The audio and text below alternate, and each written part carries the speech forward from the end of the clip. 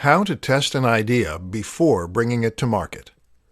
One of the worst things you can possibly do as an entrepreneur or any business person is to invest a huge amount of time and money into an idea that doesn't have an audience.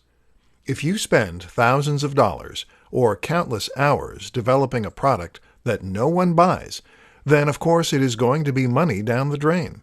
And of course that may sound obvious, but it is an unfortunate reality that happens far more frequently than you might think.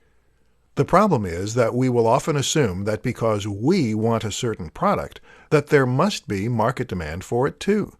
Or because something has been successful in the past, it will likely be successful in the future. This is not the case, however, and if you want to ensure your product will be successful, then there are some different precautions you need to take. In this presentation, we'll learn what those are. 1. Validation. In business terms, we call what we just described validation.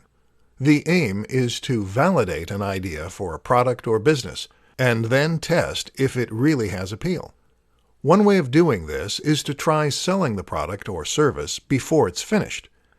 You can do this by offering a beta test of sorts, by taking pre-orders, or even by having a sales page that informs the buyer you're out of stock only once they try to make a purchase.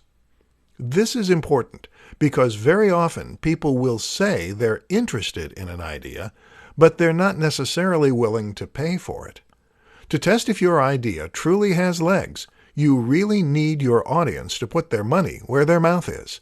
Then you can calculate how much money you would have made and whether or not that would have been enough to make the work worthwhile. 2. Fail fast. A similar approach is to invest as little time and money into an idea as possible, but still release the product or service. This way, you can then start selling it as quickly as possible and testing to see if there's an audience there.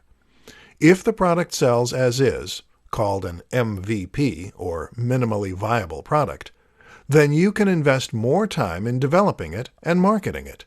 If not, you move quickly on to the next project, hence fail fast.